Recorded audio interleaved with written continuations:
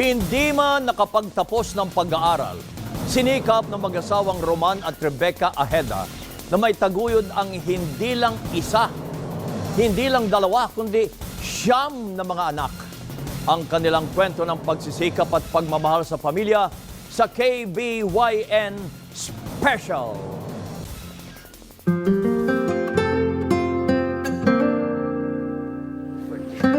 Simple at ordinaryong bahay lamang kung titingnan mo sa labas ang tahanang ito sa Catanawan, Quezon. Pero pagpasok mo sa loob, bubungad sa iyo ang mga medalya, certificates at larawan ng pagtatapos ng mga anak ni na Roman at Rebecca Aheda. Testamento ng kanilang mga pagsisikap, sakripisyo at pagmamahal sa kanilang 9 na anak. Ganun po talaga. Dito sa probinsya, karaniwan, marami ang anak ng mga time na yun. Siguro sa sobrang pagmamahalan, hindi naparami. Dahil sa laki ng pamilya, aminado ang mag-asawa na hindi naging madali ang kanilang buhay noon. Kikisakalaang po kami. Wala kaming sariling lupa. Nagtulong-tulong lang po. Nakaraos naman. High school natapos ang padre de pamilyang si Roman.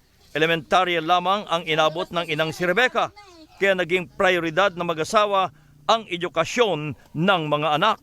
Para hong silang matulad sa amin na hanggang talagang magtanim na lang. Dinagdagan ko na lang po ang aking pagsipag sa trabaho at para masustenahan ko ang kanilang pangangailangan sa pag-aaral. Nakatulong ang mga scholarship para may pagpatuloy ng mga bata ang kanilang pag-aaral. At habang naman po nalaki, makatapos po na elementary, nag-exam sila sa mga scholarship. Napili naman po na ng mga nag-sponsor sa kanila. Laking pasasalamat na mag-asawa dahil hindi sila binigo ng kanilang mga anak. Kwento nila, naranasan nilang hindi na bumaba ng stage sa graduation ng mga anak dahil sa dami ng mga parangal na kanilang natatanggap. Ang panganay na si Roman Jr. naging membro pa ng Marines at Philippine Coast Guard at may sariling flower shop ngayon sa kanilang bayan. Ang pangalawang si Ronaldo, pangatlong si Leonito at panglimang si Dennis, bahagi rin ng Philippine Coast Guard.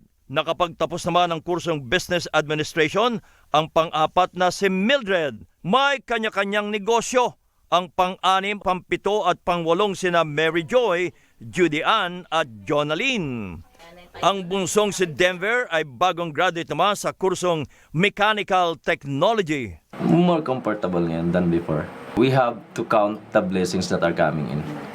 Hindi yung kung ano yung wala, yung hanapin natin. My parents know how much I love them.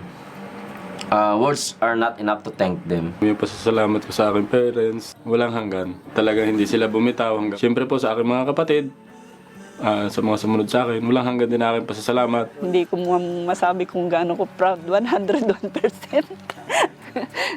Hindi kulang yung 100% eh. Na-proud ako sa mga anak ko. At tuloy lang ang kanilang pagiging maayos na mamamayan at kanilang anak ay pag-aralin din nila. Dahil po sa tagumpay ng 9 na anak, may sariling bahay na at lupa ngayon sa Quezon, sina Aling Roman, si Aling Rebecca at si Mang Roman, para sa mag-asawa, walang pangarap na hindi kayang tuparin basta ang buong pamilya ay may iisang layunin na sinasamahan ng pagsisikap, sakripisyo at pagtutulong.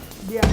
Inspirasyon yan. Gusto ko lang malaman, di ba siyam na magkakapatid Siyam. na pag-graduate? Ano yung naging diskarte ng mga magulang at nagawa nila yun? Nagko-coprang sila, ha? Kopra. Kopra. Oh. Okay.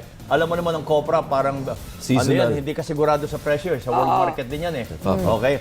Pero yung mga bata mukhang matalino din. Oo. Kasi meron mga scholarship sila nakukuha. Malaki. Minsan nga, graduate yung isang anak. Sabi daw nung teacher, Aling Rebecca, huwag ka nang bumaba ng stage. Kasi marami pang Award. Sarap naman nun. Kanina, hindi yun nyo ang nakita yung blessing, hilera blessing. ng napakaraming medalya. Medalya nakita natin. Nabawasan pa raw yun dahil kinalawang yung iba. Nabe, ganun na. Oh. Na kinalawang. Alam mo, yun ang blessing, ang mga anak yun. na gano'n. Hindi, Diba? What a katwiran ng blessing. mag-asawa, kasi elementary lang isa high school yata. Hindi sila nakapagtapos ng kolehiyo. Kaya hindi sila papayag na yung mga anak hindi makatapos. Kaya nga, ang ginawa nila, ang mga anak na niya, ang dapat matapos. Maraming ganong magulang. Tama Hindi yun. na- Nakaka-inspire. No? Oh, ang ganda, ang ganda. Pero yung bahay nila sa Quezon lang, ha? Malayo-layo ng kapitbahay. Sa ano ba sila? Sa bundok? Pa yan, Quezon. Okay. Galing po ninyo. Okay. Idol, palakpakan. Congratulations po. At yan po ang mga balitang binantayan namin para sa inyo. Tuloy-tuloy po ang pagpapatrol sa Kapamilya Channel, Kapamilya Online Live at A to Z. Ako po si Alvin El Chico. 44 days na lang, Pasko na! Para sa iba pang balita, mag-log on sa news.abs-cbn.com. Napakikinggan din po ang TV Patrol sa Radyo sa 630. Amin yan, ha? Kalimunan mo ko Anumang hamon, anumang panahon, tapat kaming maglilingkod. Ako po si Bernadette Zambrano. At mapapanood ng live ang TV Patrol at replay ng mga paborito niyong programa sa iwantfc.com.